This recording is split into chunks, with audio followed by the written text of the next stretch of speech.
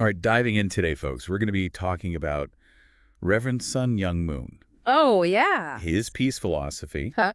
We've got some excerpts from a text kind of outlining some of his ideas. Interesting. I'm kind of curious to see how he ties it all together, Yeah, absolutely. And the whole thing seems to revolve around this idea of living for the sake of others. Yeah, that's a big one. It's interesting, right? Yeah, living for the good of others. It sounds simple at first, Yeah. but it can get pretty profound when you really start thinking about it. Okay, so let's unpack that a little bit. Yeah. Moon uses this phrase, order of the universe, quite a lot. Yeah. What does he actually mean by that? Yeah, that's good. And how does it even connect to peace? Okay, so what's fascinating here is that Moon saw the universe as this beautifully interconnected system. Okay. And he believed there's this natural force that kind of encourages us to look out for each other. He called this the order of the universe. Yeah. It's almost like nature itself is saying, hey, work together. Yeah. We thrive when we cooperate. Got it. So it's like this inherent drive toward harmony. Right. But if that's so natural, why do we see so much conflict throughout history? Right. That's the big question. And it's one that Moon really grappled with, He Yeah. points to examples like Cain and Abel, Yeah.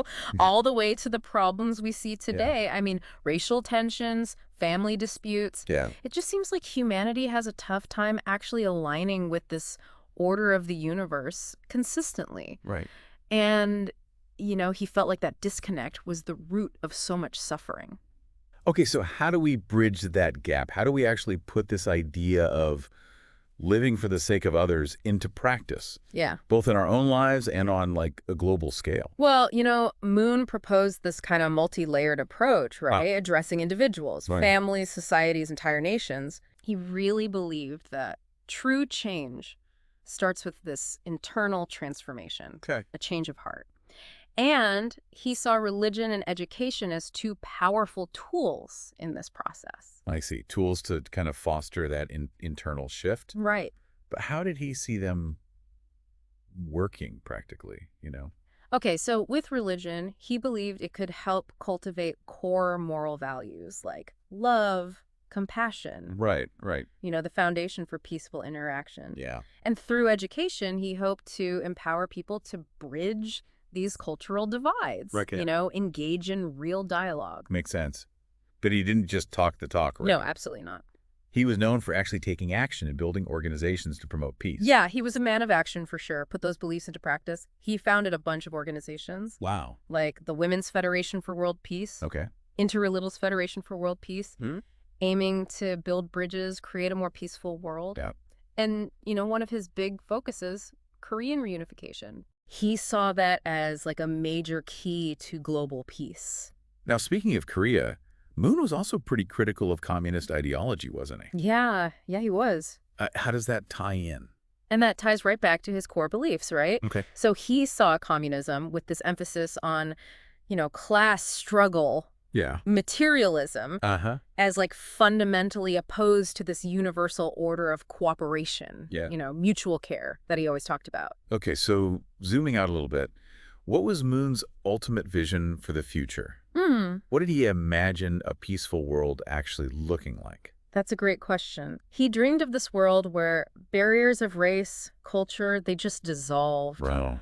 A world where differences, instead of dividing us, would merge into something beautiful. Yeah. Something new, much like the colors of a rainbow blending into this pure white light. Wow, that's a powerful image.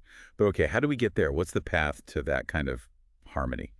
Well, he believed that peace, lasting peace, requires this foundation of respect, equality, shared ideals. Yeah. When individuals, families, even nations see each other as equals and work towards common goals, Yeah. that's when peace becomes a real possibility. This has all been about outward peace. But Moon also talked about inner peace, right? How does that fit into all of this? Oh, it's crucial. For Moon, inner peace was absolutely essential. He believed when your mind and body are in harmony, you're able to connect with this order of the universe he talked about on a personal level, You can live in peace with yourself and the world around you. So would he say that suffering comes from a lack of that inner harmony? Exactly. He saw suffering as a sign of being out of sync. out of sync with that universal force, Yeah. the force of interconnectedness and peace. There's a lot to think about here.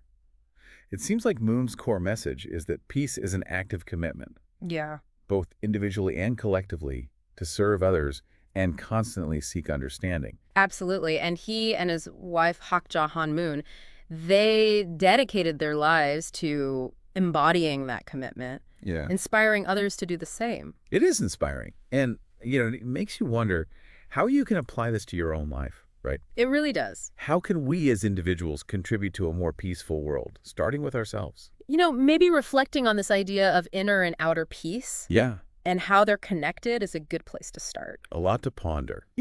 Join us next time for another deep dive. See you then.